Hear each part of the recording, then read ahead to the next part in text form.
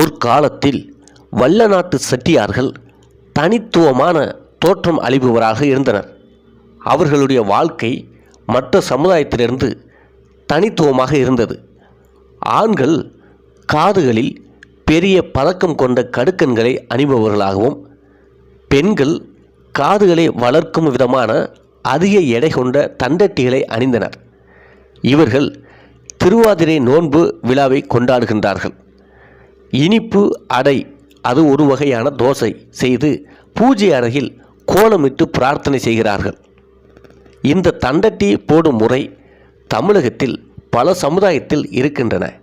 குறிப்பாக தென் தமிழகத்தில் முக்குளத்தோர் எனப்படும் கள்ளர், மறவர், அகமுடையர் என தேவர் சமுதாயத்திலும் பெண்கள் காதில் தண்டட்டி போடும் வழக்கம் உள்ளவர்கள்.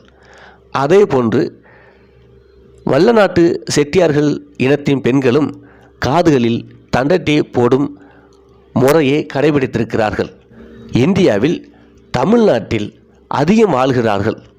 தமிழ்நாடு அரசு இட ஒதுக்கீட்டு பட்டியலில் பிற்படுத்தப்பட்ட பிரிவில் இருக்கிறார்கள். இந்த சமுதாயத்தினர் புதுக்கோட்டை மாவட்டம் திருவரங்குளம் அருகே வல்லநாடு என்னும் கிராமத்தில் இருக்கின்றார்கள். இந்த திருவரங்குளம் கோவில் 1000 ஆண்டுகளுக்கு முன்பு கட்டப்பட்ட கோவிலாகும்.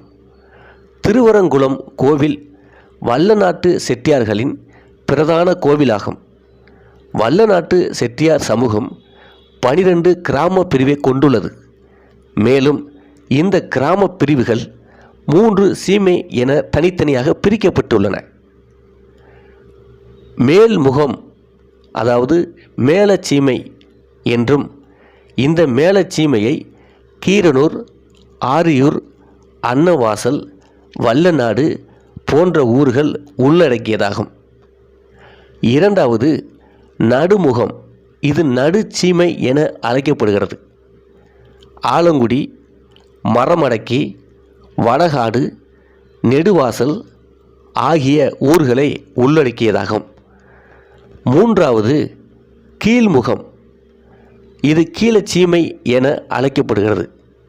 நெய்வேலி, விளாவிடுது, கரம்பக்குடி, காடு வெட்டி விடுதி போன்ற ஊர்களை உள்ளடக்கிய பகுதியாகும். 1000 ஆண்டுகளுக்கு முன்னால் கட்டப்பட்ட கோவிலின் ஆதாரத்தை வைத்தே இந்த சமுதாயத்தினர் பல்லாயிரம் ஆண்டுகளுக்கு முன்னாடியே தமிழகத்தில் பூர்வ குடிகளாக வாழ்ந்திருக்கிறார்கள்.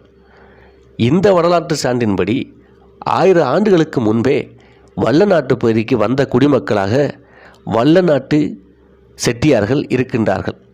செட்டியார் சமுதாயத்தினர் முதலில் வணிகம் மேற்கொண்ட சமுதாயத்தினர் ஆவார். ஆங்காங்கே வணிகத்தை மேற்கொண்டு பிரிந்து அந்தந்த இடங்களில் குடிபுக ஆரம்பித்தனர். அப்படி வணிகம் செய்ய வந்தவர்களும் வல்லநாட்டு பகுதியிலும் தங்கியிருக்கிறார்கள். அதுவும் 1000 ஆண்டுகளுக்கு முன்பே அவர்கள் தங்கி பூர்வ குடிகளாக வாழ்ந்து வருகிறார்கள். மீண்டும் ஒரு வரலாறோடு சந்திப்போம். சேனலை சப்ஸ்கிரைப் செய்து கொள்ளுங்கள்.